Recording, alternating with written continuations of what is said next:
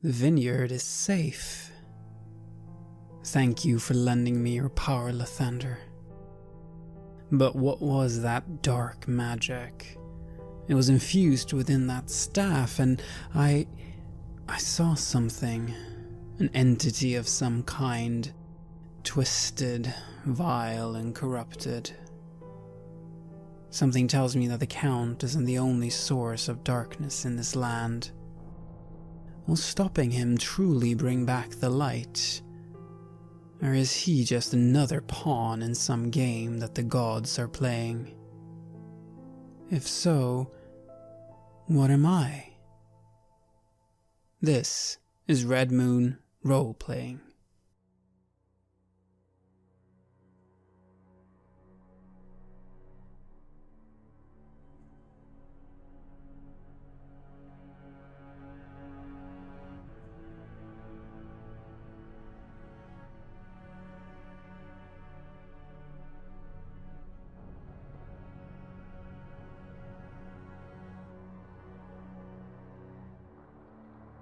You find yourself back in the fermentation area, looking over the scenes of the battle.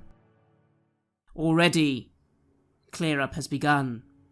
The workforce of this place seem to have returned oddly quickly now, you notice.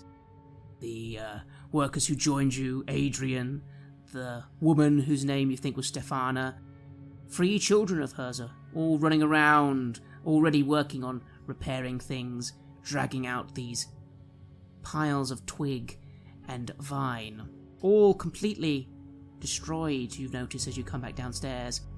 It seems that maybe for a moment outside both those barricaded areas there were as many as maybe 7 or 8 of these creatures. They just seem like firewood now. You also notice, Roshek, a few bodies you didn't notice. It seems another Druid, a younger looking one, is being carried out by 2 men. Perhaps there was a scuffle with him somewhere. You also notice 2 more bulky individuals. Perhaps those guards you saw outside, taken care of. These farm hands and vineyard workers seem to have been able to take care of quite a lot of them. Interesting, you think to yourself. Interesting. In fact, you, Roman as well, might be thinking, how are they able to handle themselves so well, and how are they able to get here so quickly? You recall when you first met them, they were suddenly there, and again when you entered, the speed they seemed to move at. Strange.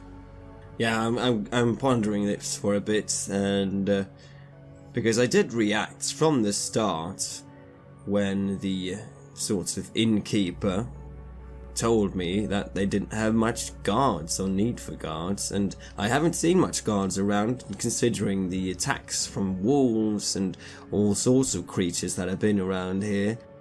I'm starting to sort of see a connection here that these people and the ravens, well, maybe they have some ways of their own. Davian, the father of the man of the Blue Water Inn, Erwin, is talking with Adrian. My boy, well done. And he comes to the 2 of you. And our new friends, thank you.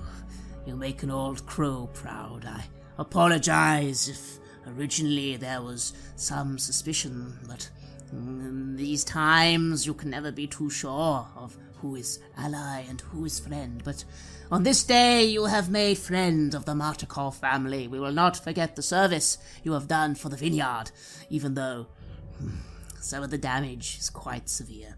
Well, I'm afraid that it cannot be helped. At least we were able to save the vineyard together, yes? At least the wine will flow in the future. They could not stop it. No, they have not stopped it. Sadly, he points to the barrel that you assumed was poisoned. He frowns. The whole entire batch tainted. And damage in this one. We've only got 1 harvest's worth of wine ready, as well as the shipment we were going to get ready for Valakai, but I suppose that will have to do. Still, our secrets are safe. our vineyard is safe for now, and for that you'll have our gratitude. And Adrian comes over and goes, yes, friends, you have truly helped us this day. I don't know if without your distraction we would have been able to do what we did without anyone getting hurt. Oh, it was a bit strange that they attacked in the first place. Like, what they said was, why attack a vineyard? I mean, did they come here to grow these things, perhaps? Is that what they were doing? Because there was one of these huge things in the casks.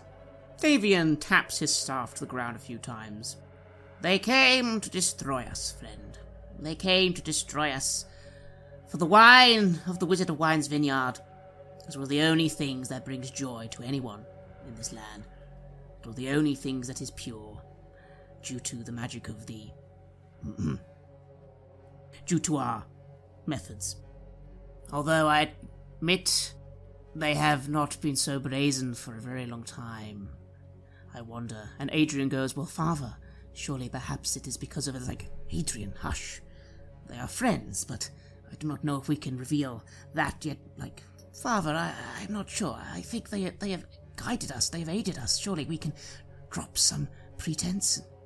I idly remove a thorn with a bit of blood on it, and I tap at it with a handkerchief, making sure that my wounds are not bleeding anymore, not giving much sign of wincing or anything. And I just throw it on the ground, and I raise an eyebrow at this. What, is there something else we should know? Yes, is there something else we should know? Can I roll for insight to find out? Certainly. Roll for insight. 17. You sense the older man is definitely avoiding saying something, trying to keep something from you. The younger man, on the other hand, seems quite earnest. Perhaps he wants to tell you something. Lots of people are now watching this sort of conversation, and they are all looking a little anxious, uncertain.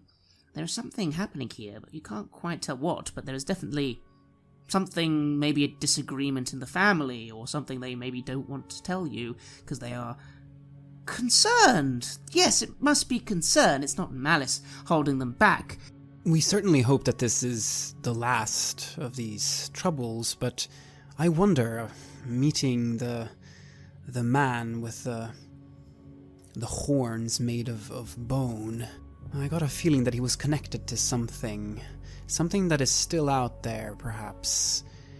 Is there a threat still lingering here? If there is, perhaps we can help you. Perhaps we can bring true peace to your fine vineyard. Davian furrows his brow and looks over to you. There is always a little bit of a threat, my friends. The wild men of Yester Hill will not have been totally destroyed by this today. Although I would imagine they have cost much on this attack. It was costly for them. They do not normally attack so brazenly. However, I feel that might be something that you shouldn't concern yourself with. Not out of not wanting assistance, but rather that you might have more pressing things that will need to be done with. We will be able to take care of them. We have always been as like, Father, maybe that's true, but at least maybe they could know. While they're having this conversation, Roshik, you notice, of those ravens that are now once again flocking around the ceiling, you definitely recognize the familiar look of Bertie. I grow a bit impatient at this, their internal discussions, knowing that we should probably be off before darkness descends. So I was about to just suggest that we start moving out, but then I get distracted by this, and I look up. Bertie? Is that you, Bertie? And I hold up my hand towards him. Hey, come here. Come here, Bertie. Bertie notices you. It cocks his head, and then it flies down, but it does not fly towards you. It flies behind a barrel, and temporarily goes out of view. the conversation is continuing. Again, they are discussing whether to tell you something or not. Maybe the old man is coming round to it, but again, he's cautious. And you're still not quite sure, Roman, what are they talking about? They have acknowledged, they say there is another threat, but then they're saying perhaps it's not important right now. I go to where Berta disappeared. You do, and as you turn a corner, you are immediately, suddenly, in the way of someone. A woman emerges directly in front of you and almost butts you in the head. Hi. She seems to be dressed in very loose clothing, a shirt and some trousers. I'm sorry. Didn't see you there. And I look around for Bertie behind the barrel. Bertie is not anywhere to be seen. This woman looks at you for a moment and smiles. Do not worry, friend. Let me sort this out. And she steps over towards Davian and Adrian as they speak. Davian, I think these two can know a little more. I think it will be important. Davian looks to question, and then she remarks, I've been watching them for some time. I think they could be an asset to us, and we are going to have to maybe trust them. What do you guys do? I lean against the barrel that I'm standing with, and I scratch my head for a bit. And you've been watching us? Yes. I've been watching you since Barovia. I'll be keeping a close eye on you. I watch most travellers who come to these lands. We never know who might actually be able to help us in our cause. We have to be cautious, though. There are enemies and spies everywhere, but I have seen you in Barovia. I saw what you did for the people there. Well, for the woman and the young man. And I watched you in Valakai, and, well, the mayor is not a good man, not by a long shot, but I do not believe you fully trust him. I think you are helping him to help us and the Blue Water Inn. And we do need help. I stare at her with a look of absolute amazement. You're Bertie! She grins a little and remarks, actually my name is Muriel. I let out a big laugh. Of course it is. It's not Bertie, is it? Muriel. Roman, what are you doing? This is all getting very interesting. I speak and I say, well, we would certainly like to do what we can to help you. We want to get out of here. But as long as we're here, if we can bring some light to this place, then I think that would be the right thing to do. I think that would be what the Morning Lord would want. So, please, tell us how we can be of assistance, and you will have that. Davian frowns a little. He nods. He says a few words with Muriel under his breath, and then he motions to you to follow him upstairs. I finish padding my wounds, and I just grin a bit, and I come along. Yes, and I do as well. He leads you back upstairs, back to that corridor, past that room you had that scuffle in. You made quite a mess, but it seemed like perhaps that room was a printing press area of some kind, for making labels on the wine. That sort of machinery was in there. He leads you on a few more rooms and comes to a sort of kitchen area, which seems to be a communal area for everyone. It's quite a large area. He moves, closes the door behind him. Only Muriel has followed him. She's watching closely. And he moves to sit in a chair. He makes a weary sigh, scratches his long grey beard, plays about with his staff. Very well. I am taking a risk, but from what Muriel tells me, perhaps you could be allies to us, the Keepers of the Feather. We are a family of were-ravens. I just nod as I hear that. A nest of ravens. Yeah. He looks confused at your comment, but he seems satisfied. that you do not leap to any conclusions, perhaps, or get alarmed. For my lifetime, and a little of the time before my father's, the Martikov family has tried to expand our influence in the lands of Barovia. We are not all related. Muriel here is not part of the clan directly, as is many others, but that is fine. We do not try and inflict the curse of our affliction upon those who do not wish it. Although, I do not know how familiar you are, but obviously those born with it are born with it. So our family line continues in that way. We are enemies of the devil. We have tried for a very long time to assist travelers who have come here and try and help the people of Barovia against his evil. It is a struggle daily, and we must be secret. For even if one of our kin were known, even if this place was known properly, his wrath would fall upon us. Although I feel, he grits his teeth, perhaps already he knows a little. A move was made by us recently, looks to Muriel, by this one here, that I felt was a bit rash. A move against the enemy. Muriel nods. Indeed, something has come into our possession. I blurt out, "Is it a blade?" No. It is a book. Oh, that's good, I suppose. Sorry. Yeah. Muriel seems amused by your comment. Davian does not. Now, boy, there is knowledge in books to be had that can outweigh the use of a blade. Do not underestimate things. How many times am I going to have to teach you this lesson? He raises his staff as if to hit you on the head, although you are nowhere near him. I look to Roshek as he says this, and I sort of nod, just like, yes, listen to what he has to say, yes. I read a lot, I remark. Do you, beast man? I wonder. Perhaps you do, perhaps you do.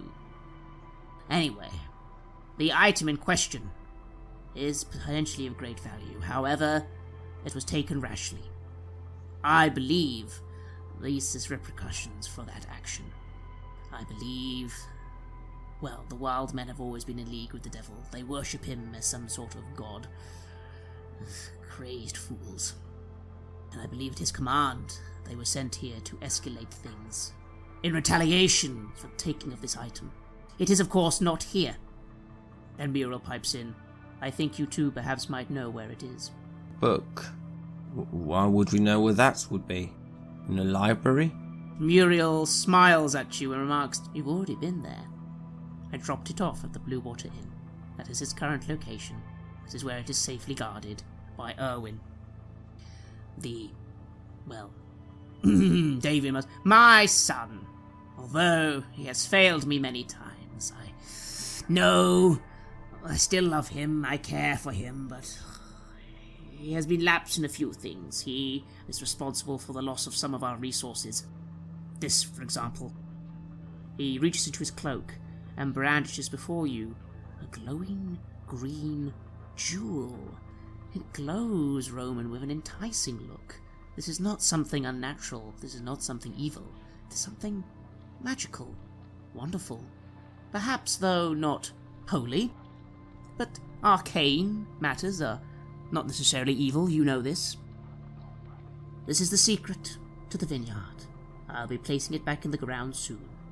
It is how we are able in this land of misery and woe to grow the grapevines that have some warmth, some life to them. We lost one a while ago to the wild men. They have it in their possession. One day we will get it back. But this, for now, is what I was mentioning earlier. This is what they were searching for. This, and then the destruction of our vineyard, which you have, for now, stopped, and we are very grateful. We have told you much. Is it so much to ask that you can never utter a word of this to anyone? No, of course, I'll be quiet. But these beasts men, are they in league with the devil, or are they acting of their own accord? They worship him as a god, as I said. Their numbers are not too many. They have always been in the hills, in the woods, far from here. They were here when he came to these lands. I imagine he stands up. A day or two, word will reach him of our defiance here and our stand. But they will find we are not so undefended, and they will find that we will not be taken by surprise this time. Now we are expecting it. More importantly, however, he turns to you, is the thing that is really important. The book. Maybe you should see it. What's in the book? What is it about? I did not have much time to read it. We didn't keep it here for very long. Muriel, what do you say? Well, from what I could gather, it might very well be the Devil's Journal itself, a tome containing secrets written by him. This could be a vital element in learning weaknesses of his, and learning more of how we could actually defeat him. I try to keep myself from laughing there, because it sounds a bit naive that he would just write down his weaknesses in a book. But I keep it to myself, just barely gritting my teeth in a small, silly smile. Muriel looks at you and tilts her head. I know what you are thinking, but you must be aware that he did not want this to be taken. This entire reaction is because of the book. Surely that shows that it has some worth, no? Yes, it does show that, I think. And, of course, your secret of this place is safe with us. And if we have learned anything in our time here, it is that the way out, well, it may well lead through him or past him, and knowing his secrets would of course be paramount in order to be able to make that come true. So yes, we would love to see that book and to learn its secrets. Is that it? To aid you, we should aid ourselves and to fight against the devil? Is that it? Muriel comes forward and nods. Yes, I believe that is more important. You could aid us directly, yes, in the events of Yesterhill, but I do feel that you have someone waiting for you back in Valakai, and a mayor expecting you quite soon. I feel that if you were to aid us anymore in this matter, you could put that in jeopardy. Also, I feel we need to get you in control of this book as soon as possible. That way, we can have it on the move, in case he goes to the inn next. He might not expect it to be on your person, or, at least, he's already after you. It wouldn't make too much of a difference, and give you something to do. The final decision, of course, is yours. I will be heading back in the morning with the wagon. We will be taking our delivery to Valakai, hopefully as a sign of defiance and a sign that we can do good still in these lands. I lean back in my chair and I cross my arms. I look at Roman. We should get back sooner rather than later. Agreed. The time of day now, though, it is getting dark? Yes, after the fight, this conversation and all the other events of the day, it would now be approaching 3 or 4 o'clock. Yes, and then we would be stuck out in the dark. No, best to stay here. Best to head back together with her, with the wagon then, yes? What do you say, Roshik? I shrug and, yeah, that's fine by me. Do you have any place for us to stay? Yes, tonight we will feast and you will be welcome. You are now friends of the Keepers of the Feather. Watch for us. We will try and aid you as best we can, Muriel and the others. Do know that just because we are were-ravens and are good friends with many normal ravens, do not take that for granted. The many ravens in these lands are his. They cannot help it. He controls beasts as easily as he controls the land itself. Alright. And then, it's decided. A feast it is. And we move forwards in time a little to your evening, where food and drink is offered by the many people of the vineyard, gathering in celebration There is some commiseration over some of the work that will need to be done and some of the damages that will need to be repaired. For tonight, there is a moment of hope in this place. There is a good feeling in the air, and you will be given beds to rest in. I'm, up until then, I'm taking care of my horse, making sure he's got a good place to stay. I'm looking over the fallen warriors and their weapons and see if there's anything of interest or of use, or just for fun swinging it about. I'm taking care of some minor injuries I have, and then eagerly get ready for a feast. Yes, and I spend the time that's remaining in prayer, and very thankful to Lathander for guiding me through this day and allowing me to still stay standing at the end of it. How does she look, this Muriel? Muriel is a youngish woman, possibly reaching 30, 20, within that range. She has short, blonde hair, blue eyes. You later on see her better dressed. She is the sort who likes to wear basic leathers, light, easy to remove. After all, most were creatures don't do too well with clothing when they transform. She looks like the sort of person who could defend herself and fight, but she's definitely more on the lifer side of things. She's no hardcore fighter. She is perhaps maybe the sort who would make a dashing rogue or bard. Yeah, maybe not my type, really.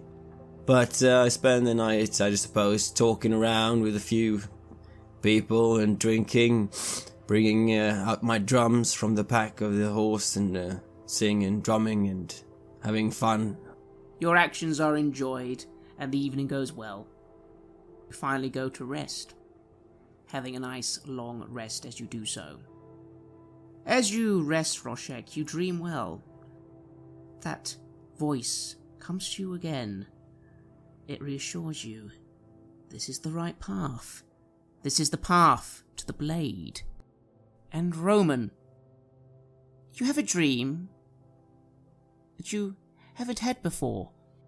You dream of a figure in white, a woman. She seems to be facing away from you, surrounded by darkness. She turns to you for a moment. Her face seems familiar, but you can't quite place it. She seems to be motioning towards you to come closer. Seeing that I have seen her somewhere before, that I recognize her, I am drawn towards her. I approach. You see the details of her face. Is it your mother? No. Your grandmother? No, it is neither of them. You know this. What is this familiarity? You see her pointing then to something behind her. You see on a hill with a little town below it an outline of some sort of construction, some sort of abbey perhaps. You are guided towards it, but then darkness descends upon her, snuffing her out, and descends upon you, pressing you into perhaps now not a pleasant sleep, but perhaps a more troubled sleep. The abbey. And you both awaken in the morning, having had a good rest. Already outside, you see nearby the vineyard is attached to a wagon area with a little stable type thing. You see lots of machinery for winching barrels in and out of said wagons, and a whole wagon load of wine is being prepared and getting ready to move with 2 horses. I have something to eat. I make sure my small wounds and things stop bleeding and make my way towards them and my horse and to get ready. Yes, I as well get ready for the trip, and I join Roshek. And is Muriel there? Do I meet her? Indeed you do. She is going to be driving the wagon along with Adrian. We shall summarize what happens next, for it is pleasant and mostly uneventful. You get ready to move in the wagon. You bid your farewells to everyone. Some of the children, Roshek, come round you. They look a little shy, but they almost want to say hello. I kneel down and I I tell them a short story about the company I used to keep, and about the ogre, and about a halfling that we once had to chase around the countryside. They love the story. They seem very amused, and not so scared now of your appearance. You feel perhaps that was what was holding them back at first. Even though, again, no one said it, you still, even from the old man, got a feeling that they weren't quite familiar with what you are. But your assistance and good nature has reassured them. Roman, Erwin comes over to you before you get ready to go and just remarks, "You have aided us well, friend. But remember what we said. Keep this to yourselves. When you go back to the Blue Water Inn, tell Erwin what's happened here. He will understand. He will tell him that I have given you our blessing." Yes, of course, your secrets are safe with us. Good luck, and may the Morning Lord be with you. And he gives you a smile with his grey beard. He raises his staff a little as he says goodbye to you, Roshek, about to hit you on the head. He does not, though. He laughs a little. I don't flinch. I suppose I wouldn't really have minded if he did hit me on the head. I'm used to people being quite rough, but it's fun that he's a funny man. He's a funny old man because he because he doesn't hit you. You know, it's like it's unexpected. He's a really soft one, isn't he? It's fun. Indeed. You almost feel like he's warmed to you a little. Just remember, beast man, to always use your noggin. Not always punch things. But I think you will learn. I think you will learn. Farewell, friends, farewell. And remember, you're always welcome at the vineyard. And I finish up my story to the children of giving them a warning of never letting the enemy have an inch or something like that. Some sorts of twist at the end about something they can learn from all this. Indeed. And you make your farewells and get in the wagon and ride off with Muriel and Adrian. The journey back is uneventful, almost peaceful.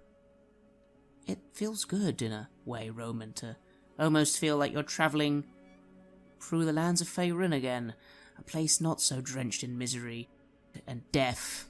Although, halfway across the journey, as you cross those familiar crossroads, and you get past the way that led to the lake, the massive lake that seems to be to the north, you do notice a few bones on the road, a few corpses.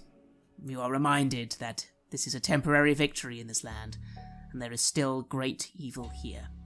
However, the hours pass by, and roughly 1-2 o'clock, you find yourself coming back to the gates of Valakai. It's still dark though, isn't it? I mean, it's always dark. Yes. Oh yes. Always gloomy and dark, but during the day at least you can see. And on some days it seems a bit better than others. Today, it did seem for maybe an hour a bit brighter. But then, as you approach Valakai, it closes in again. Yes, this darkness, I will never get used to it. I cannot stay here. I cannot stay here. I, on the other hand, somehow am getting used to it. It's like I'm a friend of the darks. I'm grown up in dark places. But then again, there are plenty of things I don't like here. But then again, there are some things that I do like here, so I suppose it's like any other place, really. I don't know. Perhaps you wish to stay after we finish what we need to do here. Perhaps they could use a hero such as yourself. Perhaps this is your fate. Perhaps this is where you're supposed to be. Perhaps this is where your god is leading you. Have you ever thought about that? Well, I don't pay too much attention to... And then I stop. Well, maybe something is trying to lead me. I dreamt about it again, you know. The blade. The voice saying that I'm on the right path. Something is talking to me here. And, well, what we've done so far feels not bad. I'm not saying I would give my life for these people in this place. But I wouldn't mind staying here either. Feels good to help people, doesn't it?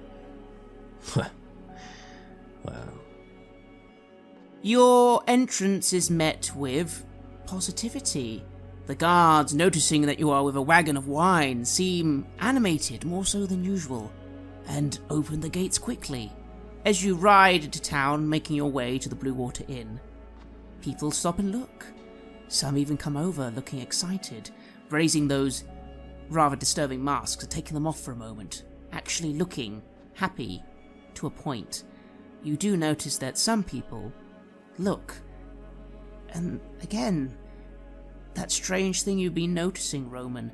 They are looking and they are happy, but the smiles aren't right. It's almost like they don't understand why they are happy, but a reaction is still occurring.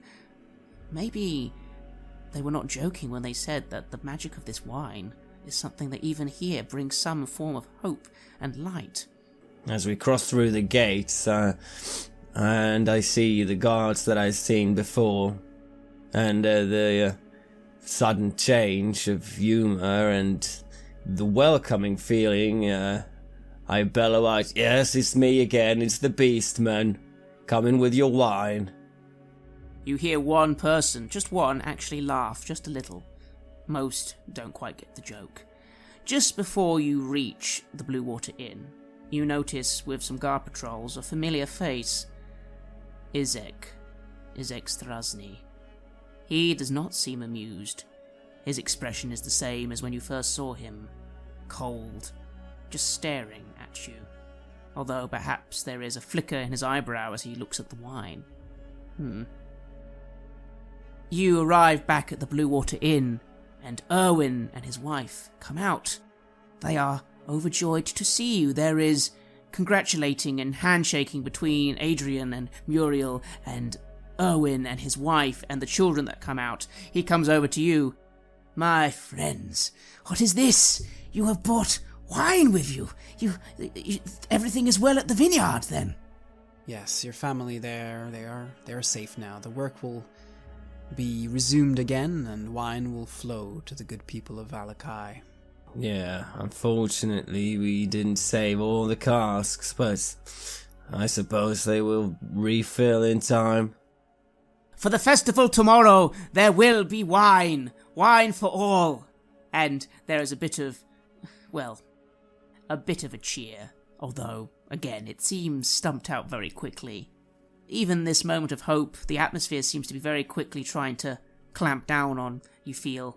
Still, you are taken into the inn, and drinks are handed round, and food is given to you all, and then again, there seems to be celebration between at least the Martikov family. There weren't many people in the tavern as you came in, except the half-elf. He seems surprised to see you and is watching the festivities. He seems amicable, though. He keeps to himself. Do you tell Erwin what you were told to tell him? Yes, indeed. He blinks a few times. He looks up. You notice again ravens hanging around the rafters. Perhaps now your understanding of what this place is clicks a little more. And he seems serious, and after a bit of getting your fill of food and wine, he motions for you now to follow him, with his wife behind him. I come along with a glass of wine still in one hand and a bit of cheese in the other. And I follow as well. Erwin leads you upstairs and into a room that you quickly gather seems to be their private chambers. He tells his wife to keep a watch outside, and she does, and he closes the door. Very well. You seem to have proven yourself to my father. How was he, by the way? Well, he seemed alright. He seemed quite jovial, at least. He kept wanting to hit me on the head. Yes, that is the sort of thing he likes to do. We haven't spoken, really, for a few years. Why not? We have a bit of a disagreement. He blames me for some of the losses the vineyard has suffered over the years. We used to have 2 of the magical gems that he told you of. I was sleeping, I was drunk at the time. We didn't expect the wild men to come for it. It doesn't matter, I'm glad to know he's fine. At this, when he says this, I look very pained for a bit. About sort of betraying trust and what can happen. And I fall silent. Yes, in a way I suppose it rings a little with you, doesn't it, after all? You know that sometimes fathers and sons have disagreements. Yeah. And some things that weigh heavily upon me that I don't think too much about and that I won't want to discuss with anyone are such things. And he nods and moves down to his bed, where he quickly then searches for something. He then went, yes, of course. And he looks to the pair of you and then goes, I suppose this is all right for you to see. And he suddenly then goes to a little hatch that seems to be in the roof of this area. And before you, you see this man suddenly change. He shrinks, he morphs, his hands become wings, his head that of a raven. It's quite startling. It happens very quickly. He sort of peeks at you, squawks, and suddenly takes to the roof and quickly opens that hatch with his beak. He disappears for a moment, and you hear some rumbling from what you assume is a loft above. And then he comes back with a book in his beak. He places the book down, and then morphs back into a person. That's a good hiding place. Yes, but you are friends of the Keepers of the Feather now. You don't need to probably imagine that this bedroom doesn't see much use. We don't really sleep in human form much. Huh. I see. I didn't know that. Anyway, my friend, come, look. And he brings the book before you. It is a large tome, Roman, weighty, hefty, covered in scratches and dust. This is the tome. I have read of it and we have learned much, but well, you will see for yourself. Unfortunately, much of it is written in a shorthand, a cipher. There's much not to be understood, but he opens the pages, and already on one page he randomly opens, you see pictures of a tower and rooms. There is much information in here, many diagrams. We believe that much of this is information about the castle of Ravenloft.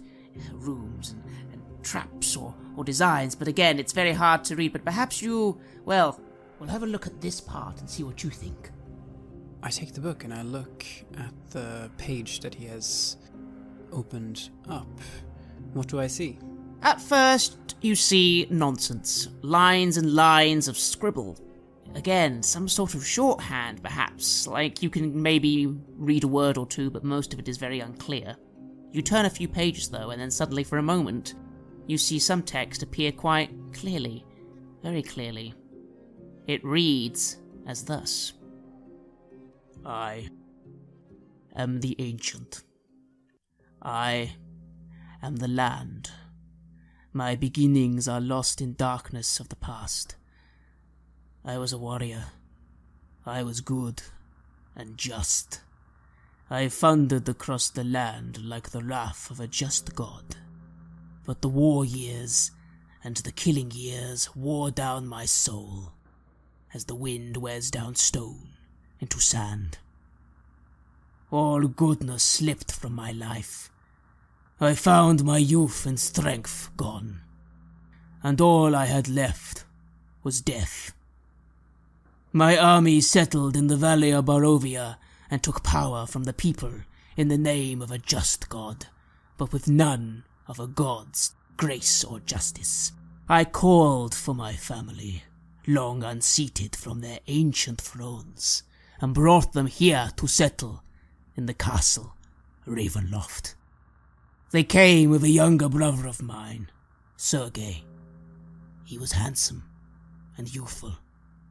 I hated him for both. From the families of the valley, one spirit shone above all others, a rare beauty who was called perfection, joy, and treasure. Her name was Tatiana, and I longed for her to be mine. I loved her with all my heart. I loved her for her youth. I loved her for her joy, but she spurned me. Old One was my name to her, elder and brother also. Her heart went to Sergei. They were betrothed. The date was set.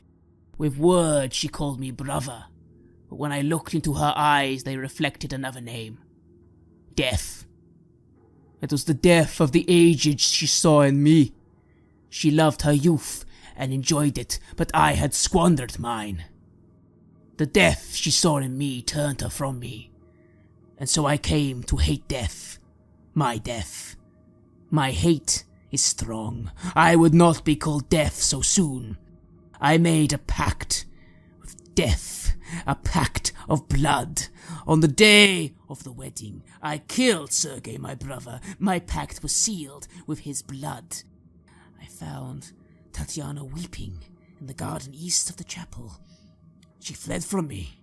She would not let me explain, and great anger swirled within me. She had to understand. The pact I made was for her. I pursued her. Finally, in despair, she flung herself from the walls of Ravenloft. And I watched everything I have ever wanted fall from my grasp forever. It was 1,000 feet through the mists. No trace of her was ever found. Not even I know her final fate. Arrows from the castle guards pierced me to my soul as they fell upon me in vengeance of their beloved Sergei. But I did not die, nor did I live. I became undead forever. I have studied much since then. Vampire is my new name. I still lust for life and youth, and I curse the living that took them from me. Even the sun is against me, although it shines no more in these lands of mine. It is the sun and light I fear, but little else can harm me now. Even a stake through my heart does not kill me, though perhaps I need to be wary of them. And that sword, that cursed sword that Sergei brought, that too could be dangerous. But for now, it is out of my grasp. I have learned much, though, of the land. I have learned much of Barovia, and many of its secrets are mine. And I have hunted often for Tatiana, for often I have felt her within my grasp once more, but she escapes me. She taunts me. She taunts me. But I will bend her to love me somehow, I will.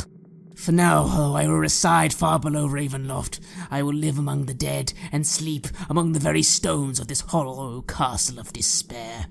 I shall seal shut the walls of the stairs, and none will disturb me. And from this point, you try and read more, but then the pages seem damaged and torn, and then other entries in this perhaps journal seem almost indecipherable. But moving quickly, trying to find more meaning. Again, pictures of towers, of doorways, and other notes, and the rest of the book, it seems, holds many secrets. But for now, that seems to be the gist of what you have gathered from this short look. I have leaned over his shoulder during this, trying to follow along as well. Did I read all this too? Was it legible? Yes. He murdered his own brother. Yeah. To get to his spouse. Yeah, that works in some cultures. What jealousy can do. But he is no good man, and he never was. If anything, his acts have only made him more evil, darker, completely corrupted. Yet he still lusts for her, he still yearns for her. He still has weaknesses. He describes them, doesn't he? There is still a chance, there is still hope for this land and for us. Yes. Vampires. Yes, it makes sense. That boy that we met, he was too strong. Way too strong. He must have been one as well. You think he came out to turn him into one? I don't know, but there are vampires in this place. This is a land that is as if it was built for them. No sun, perpetual darkness, none of their weaknesses present. Well, you had some pretty impressive light works going on there. Surely that would be harmful to him. I certainly hope so. It seems as if the followers of the Morning Lord here, though, have lost their edge. I just hope I don't lose mine. But yes, that will be one weapon to use against them. And then there is this mention of this blade. Is that the blade that you have been mentioning as well? It must be, yeah. It must be the one. It's interesting, though, because if that's his brother's blade, this Sergei, I wonder where he brought it. It says here he brought it, but I wonder to what place. Maybe it's in the castle or somehow. Maybe it's in his home, but... I believe that Lathander will lead us there. Erwin, at this point, comes over. He's been listening intently. Yes, you say very good things. We've been trying to decipher some of the meaning. Blade. It does speak of a blade, doesn't it? We're not sure where that could be, though. And yes, we've learnt much. I feel some of this is new to you, but is not new to many of the folk around here. Although you may notice some of them put him higher than he is. He was once a man.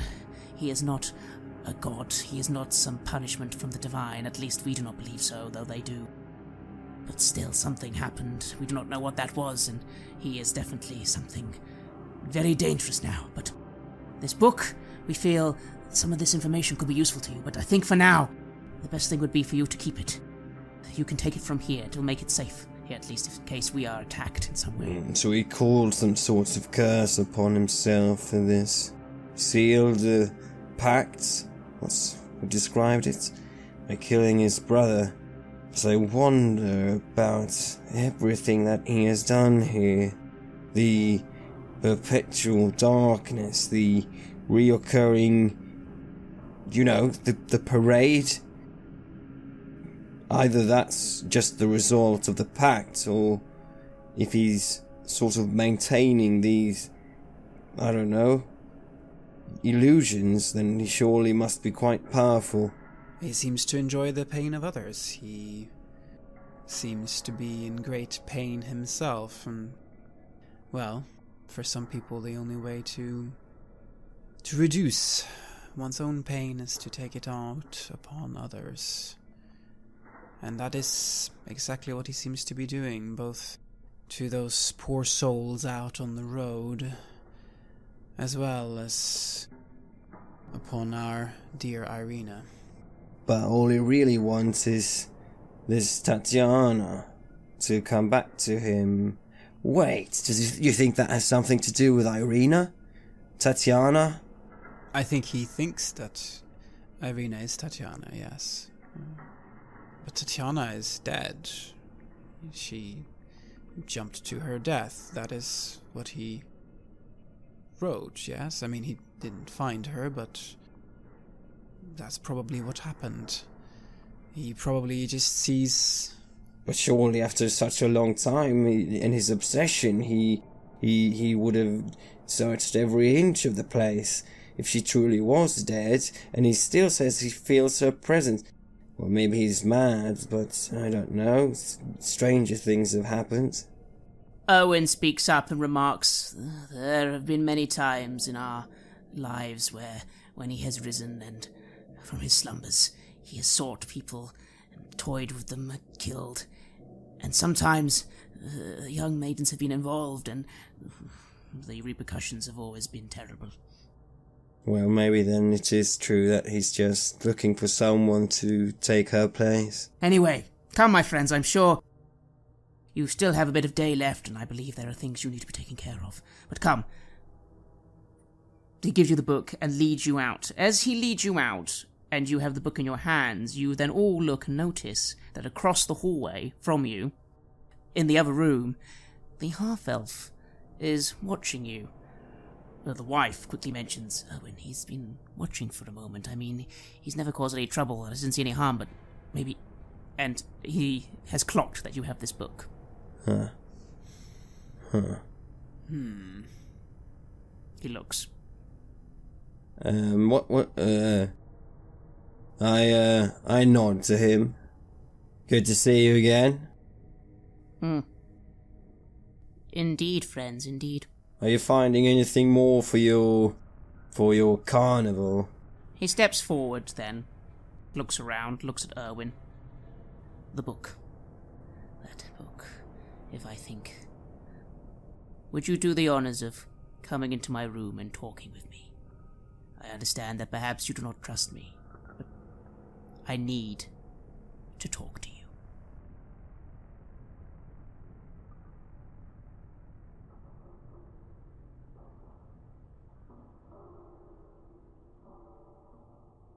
You have listened to an episode of Red Moon Roleplaying, where we play the campaign Curse of Strahd for Dungeons & Dragons 5th edition.